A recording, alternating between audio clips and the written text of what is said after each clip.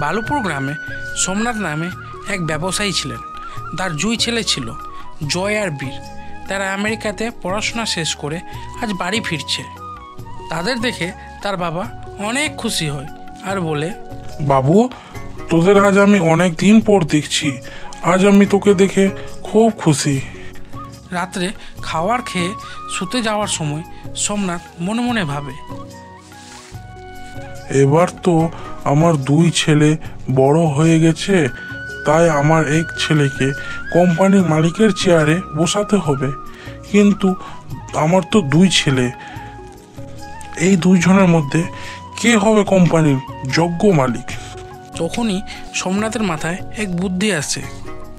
পরের দিন সকালে সোমনাথ তার দুই ছেলের কাছে যায় এবং তাদেরকে পাঁচটা পাঁচটা কয়েন দিয়ে বলে, জয়, বীর, আমি চাই তোমরা দুজন শহর যাও আর 5টা কয়েনকে 10টা কয়েনে রূপান্তরিত করো পরিশ্রম করে। যে এই কাজটা 10 দিনে করে দেখাবে তাকে আমি কোম্পানির মালিকের চেয়ারে বসাবো।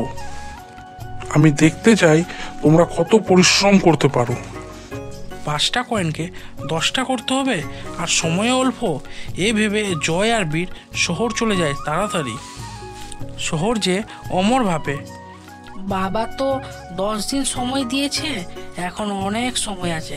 সহজেই আমি 5টা কয়েন দিয়ে 10টা কয়েন উপার্জন করব।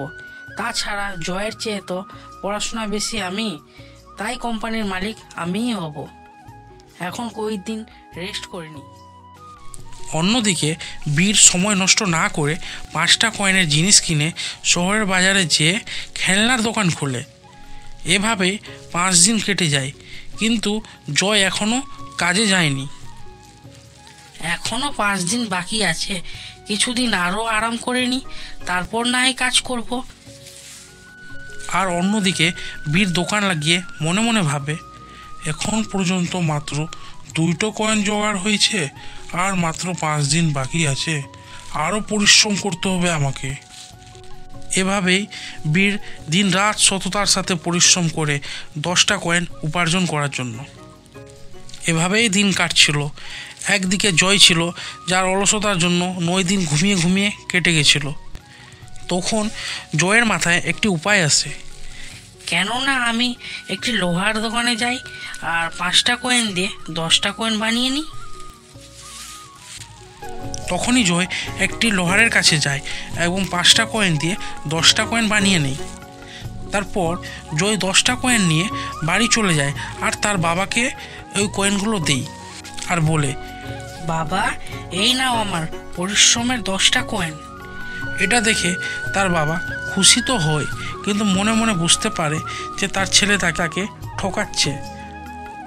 তাই সোমনাথ তার ছোট ছেলেকে বলে, 10 দিন পূরণ হতে আর মাত্র 1 দিন বাকি। তোমার দাদাকে আসতে দাও বাড়ি, তারপর আমি আমার পরামর্শ জানাচ্ছি। 10 দিন পর বীরও শহর থেকে বাড়ি ফিরে এবং তার বাবাকে বলে, বাবা, আমি মাত্র 60টা কয়েন উপার্জন করতে পেরেছি। তুমি জয়কে কোম্পানির মালিক করে দাও, এ ভালো করে কোম্পানি সামলাতে পারবে। তখন সোমনাথ বলে, আমি সব জানি কে কত পরিশ্রম করে কয়েন উপার্জন করেছে। সোমনাথ তার বড় ছেলে বীরকে বলে, বীর বেটা, আমি তোমার উপর গর্বিত যে তুমি আমার ছেলে। আমি এটাই দেখতে চাইছিলাম যে কে সৎ পথে টাকা উপার্জন করতে পারে। কেননা একটা কোম্পানির মালিক হতে হলে তাকে সৎ পথে চলতে হয়। বীর, তুমি 5টা কয়েন উপার্জন করতে না পারলেও 2টো কয়েন সততার সাথে উপার্জন করেছো, তাই আজ আমি তোমাকে কোম্পানির মালিকের চেয়ারে বসাচ্ছি। আজ থেকে তুমি কোম্পানির মালিক।